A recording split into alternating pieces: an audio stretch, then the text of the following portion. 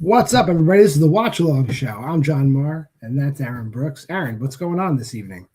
Hey, good to be here. Yeah, it's another good week with the end of the Horrorville section of our challenge, but always a pleasure to be here talking 2021 movies and beyond. Yeah, the Horrorville. Yeah, we're doing 2021's Horrorville list. Those are the top 10 movies they said in 2021. Kill It and Leave the Town on there. Crazy movie, but among some other ones that you probably haven't seen. Long Walk on there. The other Long Walk, not the Mark Hamill one, the Laotian one. But anyway, I always forget to do this at the top of the show. This is the Why We Love Horror 2026 third annual Letterboxd challenge. All the prompts are there. We got like dozens of people participating this year. It's great. You can still be part of the fun. Go over there, make a list, share it with us. We will comment on it and tell you how great your list is. That being said, we are talking about Horrorville's top 50 movies of 2021. Both of our movies actually were festival releases in 2020. They got wide releases in 2021. So you can go first. What'd you watch? I watched David Bruckner's The Night House, starring Rebecca Hall, executively produced by her as well. Queen of Horror, Rebecca Hall. She is just incredible. I think the first thing I saw her in was maybe The Gift. Maybe there was something before that, but The Gift is one of my favorite movies of this century, to be honest. I think it's perfect. But The Night House is damn close. Really good supernatural ghost story. Like, it was slow, but not as slow as I was expecting. This is just a movie I've gone over like so many times on different streaming services over the years. And honestly, I judged the book by its poster. I thought the poster is pretty generic looking and like looked like I kind of know what I'm getting into, and I'm not in the mood for that. So I was wrong.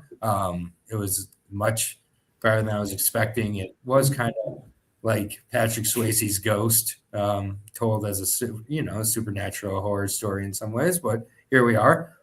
It still really works.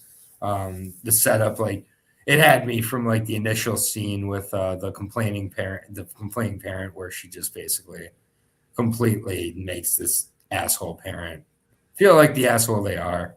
And then she's like, what do you want? B and A? A, ta-da. And she's like, B's fine. Like, yes. It's like she's completely back. She's like, fine, B. Like, Rebecca Hall is what you show up for. But David Bruckner's great. Everything he's done, I've at least liked, including the VHS segments he's done. I think they've been some of the better ones. And like those movies, which I haven't been the biggest fan of, but The Ritual is amazing. I love The Ritual. Yeah. It's the Hellraiser remake. It's shrunk on me over time, if I'm being honest, but I also I'd say like I don't know how somebody watched The Night House and was like, we want this guy to do Hellraiser. I don't get that, but fine. It kind of worked. But yeah, I think Hellraiser could be improved upon sequels if he was able to get a little deeper with it. But either way, talking about a bunch of different movies, The Night House, I'd recommend it. 4 stars. Really, really solid movie.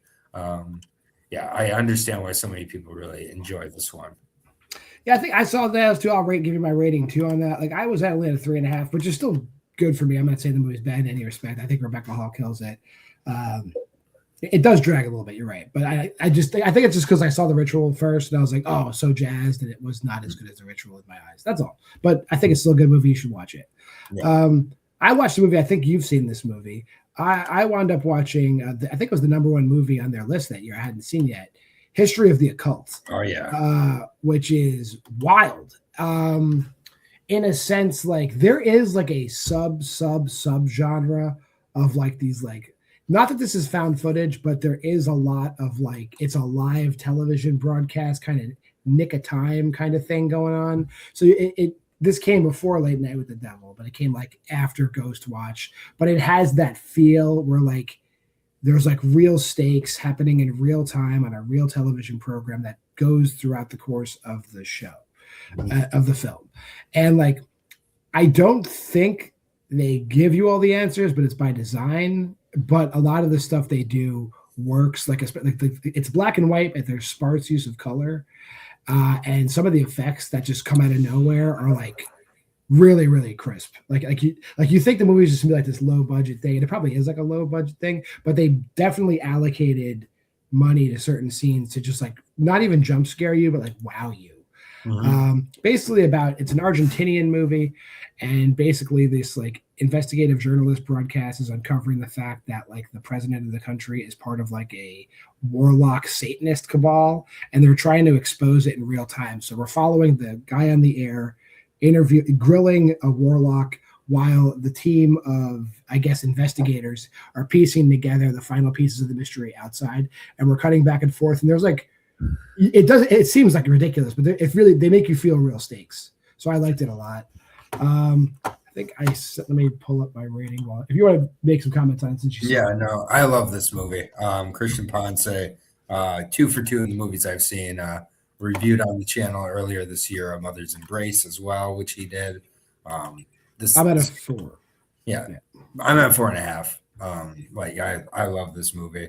I think it's fantastic, worthy to be at number 1. And like I said, A Mother's Embrace also really good, which I reviewed on this channel. So check it out on Shudder.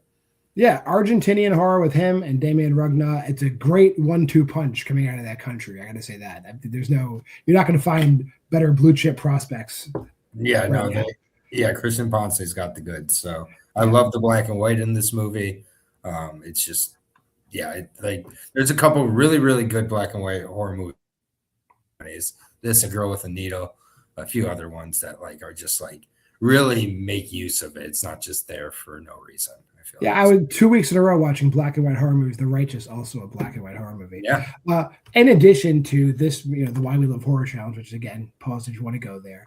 We gave each other 100 movies this year. This is the 100 movies Aaron gave me, and that is the 100 movies I gave Aaron.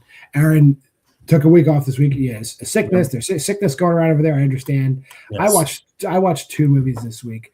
First movie I watched, I know like you've spoken about it a bunch. And I mean, it was only a matter of time before I got to it. Ben, the sequel to Willard. The kid from this movie. Oh boy, Lee Montgomery, the same kid from Burnt Offerings. Like what a crazy he did this and then Burnt Offerings, which is like nuts. And like honestly, my only complaint about Ben is Lee Montgomery and just the way they wrote that character. I'm like, that kid isn't real. Like he's so like I understand he's like got not a terminal illness, but a chronic illness. Like he's got a heart condition, so he's not allowed to like exert himself. And like a lot of kids that are like housebound and like doted upon, he's just fucking weird.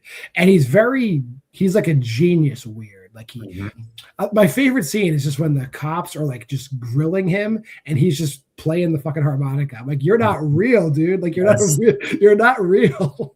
And just like, and the fact that he makes marionettes and he makes a marionette of Ben and he's like singing and I'm like, wow, just what a weird character to like put in the movie. Like it was, I mean, it also just wasn't Willard, but like I appreciate this movie way more than I like it. I'm at a 3 for Ben. I'm sure you're higher. Yeah, I'm higher, 3.5. I was a tough grader this day, but this movie is way more artsy than it has any right to be. Yeah. The song is great. I just it's bad. I love both these movies. There should have been a trilogy. It's a damn shame. And this does end in a way that there could have been another movie because absolutely. Spoiler alert. Like I also love like just how berserk like the first responders go to like clear out. It's like get the flamethrowers, like they have flamethrowers and like high pressure hoses from Graveyard Shift, even though Graveyard Shift came way later. Yeah, and their shotguns, like they go nuts. Like they call in the National Guard for kill these rats. You know what, honestly, if you haven't seen Willard and Ben, the 70s ones, you need to go watch them because like they deserve to be appreciated. I still feel they're underseen. Yes, they definitely are. Yeah, speaking of underseen though, we're going to talk about a Giallo movie, which I was just talking about before, not by one of your top 3, not even by like your second level Giallo directors. Giuliano Carnemeo's The Case of the Bloody Iris, which Aaron has covered, I think, for another maybe the challenge last year you watched this movie.